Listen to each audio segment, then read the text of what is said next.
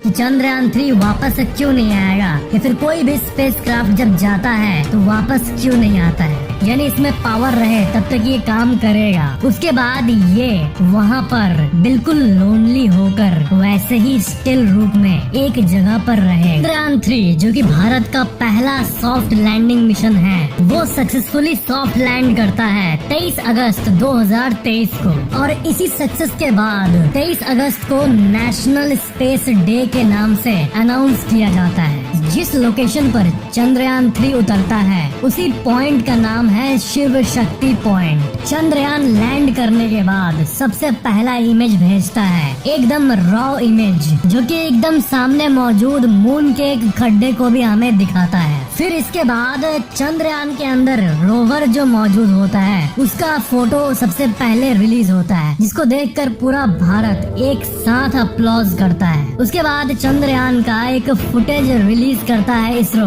वो फुटेज जिसमें जब नीचे उतर रहा था चंद्रयान, तब कैसे वो रोटेट कर करके उतर रहा था, उसका कंप्लीट वीडियो इसरो ने रिलीज किया, जो कि ये था। उसके बाद चंद्रयान से रोवर उतर रहा है नीचे, इसका भी फुटेज इसरो ने रिलीज किया। और उसके बाद प्रज्ञान रोवर लग गया अपने काम पर, वो काम जिसके लिए वो बना है, यानी चांद पर मौजूद वहाँ का जो भी धूल है, जो भी डस्ट है, जो भी सॉइल है, उसका इंस्पेक्शन, और वाटर कहाँ है, कितने मात्रा में है, इस चीज का इंस्पेक्शन। लेकिन फिर ये सब देखते हुए पूरे भारत के मन में एक सवाल आता है कि चंद्रयान वापस क्यों नहीं आएगा। क्या कारण है कि चंद्रयान वापस नहीं आ रहा है। तो देखो, यहाँ पर आपको ये जानना चाहिए कि चंद्रयान 2 हो जो कि फेल हो गया था, या फिर चंद्रयान 3 हो जो कि एक सक्सेसफुल मिशन रहा। चाहे कोई भी तरह का मिशन हो,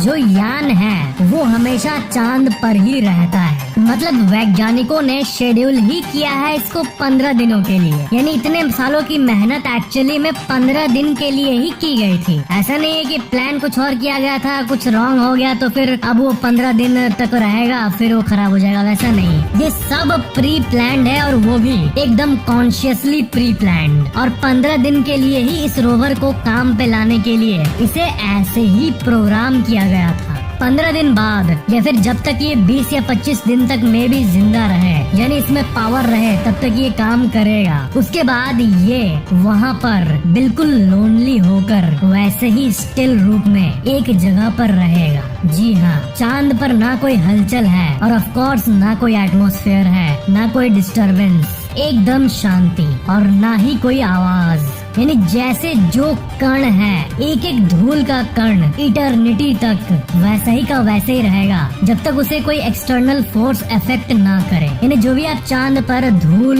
मिट्टी ये सब देख रहे हो, ये करोड़ों साल तक वैसे ही का वैसे ही रहेगा। और जैसे कि अपोलो मिशन में जो एस्ट्रोनॉट्स थे जो कि चांद पर उतरे थे, नासा के, अमेरिका के, उनका जो पैर का छाप है वो आज भी चांद पर मौजूद है अनडिस्टर्ब्ड 50 सालों बाद भी। अब ऑफ कोर्स धरती के मिट्टी पर वैसा कोई चिन्ह कोई बनाए तो हवा, धूप, पानी से वो मिट जाएगा और वो नहीं रहेगा, वो मिट्टी में घुल मिल जाएगा। लेकिन चांद पर ये कहानी नहीं है। इनफैक्ट मिलियंस ऑफ ईयर्स यानी 10-10 लाख साल तक, या फिर बिलियंस ऑफ ईयर्स यानी करोड़ों साल तक वो चिन्ह वैसा ही का वैसा ही रहेगा। यानी भारत चंद्रयान 3 के जरिए जो भी चिन्ह वहाँ पर छोड़ेगा चांद पर, वो हमेशा वैसे ही रहेगा। और काम खत्म होने के बाद जो प्रज्ञान रोवर है और जो लैंडर है वो भी वैसे ही वहाँ पर रहेंगे स्टिल। क्या है कि किसी भी स्पेस क्राफ्ट को जब हम वापस लाने का प्लान करते हैं तो उसका बजट सिर्फ इसी के चलते डबल हो जाता है, क्योंकि स्पेस क्राफ्ट को वापस लाना बहुत ही ट्रिकी काम है। और यही काम है कि देश के सेवा के बाद वो वही डेब्रिज बन के शांत रूप में लोनली रहकर बस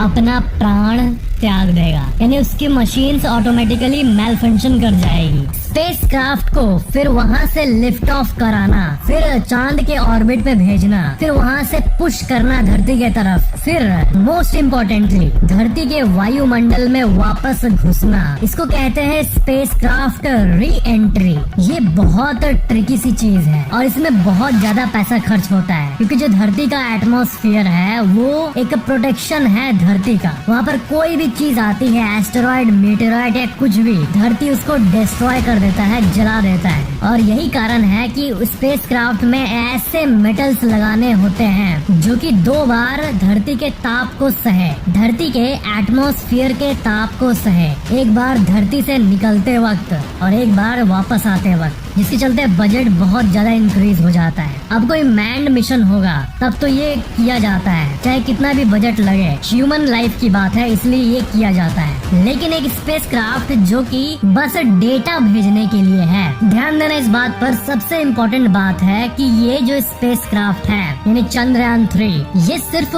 डेटा भेजने के लिए है। यानी जो भी वहाँ रीडिंग्स होगी उसको डिजिटल रूप में इसरो के हेडक्वार्टर्स में ये भेजेगा। ये हुआ सिंपल सा एक लॉजिक। ऐसा नहीं कि वो चांद की मिट्टी को लेके फिर वापस धरती पर आएगा, ऐसा नहीं होने वाला। इस चीज के लिए इसरो के और अपकमिंग मिशंस आएंगे जिसमें वो मून के सैंपल्स को एक्चुअली में धरती पे वापस लाएंगे। लेकिन सिर्फ वहाँ पे स्टडी करने के लिए यानी रिसर्च पर्पस के लिए चंद्रयान 3 को भेजा गया था, जिसमें कि विक्रम लैंडर मौजूद है और प्रज्ञान रोवर मौजूद है। मतलब आपको अभी तक तो पता चल ही गया होगा कि स्पेस में कोई चीज जाती है तो वो वापस नहीं आती है अनलेस उसको वैसे ही डिजाइन किया जाए, वैसे ही बजट किया जाए। लेकिन आमतौर पर ज्यादातर स्पेस मिशंस जो कि अनक्रूड होती है, यानी जिसमें क्रू नहीं होता है, यानी जिसमें इंसान नहीं होता है, उसमें वापस आने का कोई मैकेनिज्म नहीं बनाया जाता है ताकि डेटा भी मिल जाए, रिसर्च रिपोर्ट धरती पर बैठे बैठे तैयार हो जाए और उसको वापस लाने की जो एक्सट्रीम खर्चा है, इस खर्चे को करने की जरूरत ना पड़े।